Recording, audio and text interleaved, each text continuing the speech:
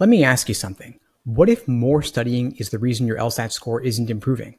Seriously, grinding through endless practice tests, highlighting every passage, and second-guessing every wrong answer might actually be killing your progress. Today, I'm going to show you the right way to study so you can skip the trial and error phase and jump straight into strategies that work. These are the exact methods I'd use if I were studying for the LSAT in 2025. And today, I'm going to share with you a step-by-step game plan to crush the LSAT without wasting time, energy, or sanity.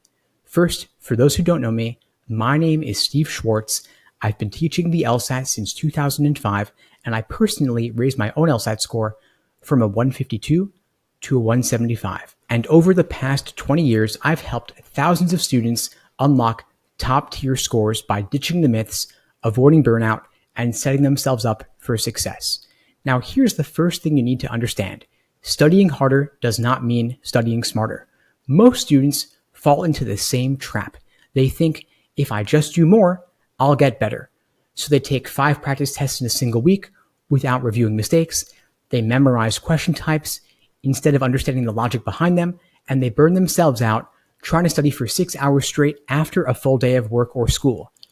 Does that sound familiar? It's like throwing spaghetti at the wall and hoping something sticks. The LSAT does not reward effort, it rewards strategy. So my fix for you is to cut the fluff and focus on targeted practice. If logical reasoning trips you up, don't kind of study all question types. Drill down into your weakest ones like necessary assumption or strengthen until they become second nature. For reading comp, stop obsessing over every detail in the passage. Instead, learn to read for structure. I'll share more on this later. Now, one of my students, Maya, was stuck at a 158 for months. She was convinced she needed to do more. But once we focused her study plan on targeted drills and prioritized review over busy work, she increased her score to a 166 in just 5 weeks. Now, of course, you can't create a winning strategy if you don't know where you're starting. So my first step for you is to take a full-length timed practice test. Then analyze your results. Look for patterns like which question types trip you up the most. Are you consistently running out of time in certain sections, or maybe you miss more questions in the first half of the test rather than the second? Now, here's the thing. Your diagnostic score is not a reflection of your potential. It's just a snapshot of where you are right now. Think of it like stepping on a scale before starting a fitness program. You're gathering data, not passing judgment. Now, don't skip this step because you're afraid of a low score. One of my students, Chris, started at a 145 and didn't even want to look at his diagnostic results. But after we broke down his weak areas, he realized he'd been making the same mistakes over and over again. By fixing them, he hit a 160 within just 2 months. Now, here's the golden rule of LSAT prep. Consistency beats intensity every single time.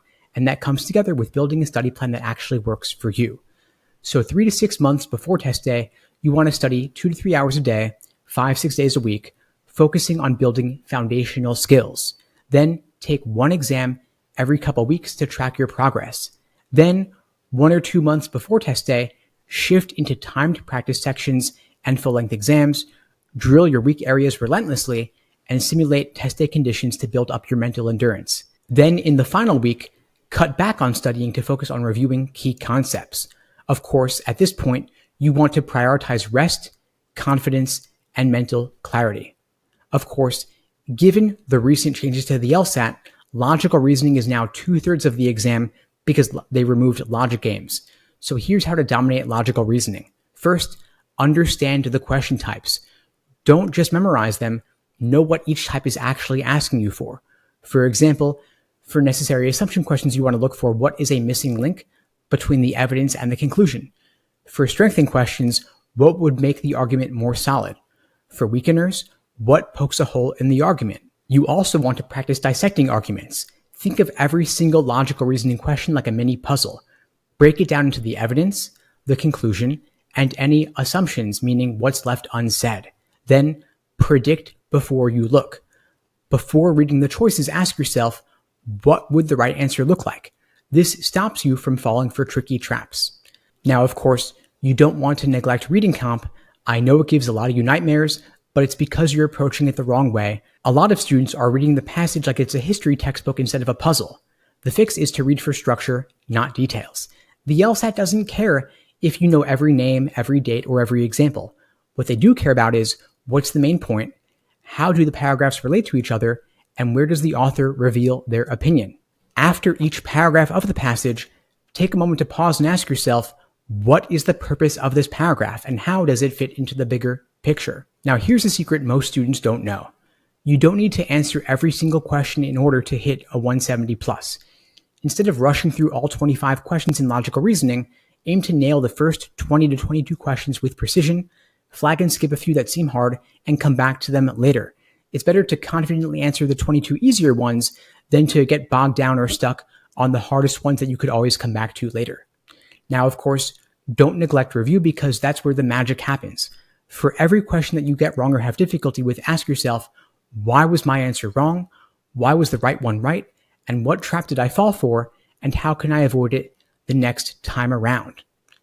You also want to make sure you're building up your endurance and focus as you get towards test day because the LSAT is not just a test of logic, it's a mental marathon. Make sure you're taking several full-length timed exams in the final month before the test. Stick to the official format of the actual exam to build up your stamina and practice staying focused for the entire duration of the test. Now, if you're thinking, this all sounds great, but I have no idea how to apply to my specific situation, don't worry. That is exactly what I help my students with at LSAT Unplugged. For example, one of my students, Rachel, was stuck in the mid-150s, but after just a few sessions where we fine-tuned her timing and her logical reasoning strategy, she scored a 167. So if you want personalized help like that, you could check out the links below to book a call with me and my team. We'd be glad to help you out. Now, I know the LSAT might seem intimidating, but here's the truth. It's a skill you can learn. Focus on strategy, consistency, and the right mindset, and you'll see results. And if you'd like more help, I put together a free, easy LSAT cheat sheet to help you jumpstart your prep or serve as a quick refresher. It's linked below this video. You can grab your copy, and again, it's 100% free. In the meantime, I wish you all the best and take care.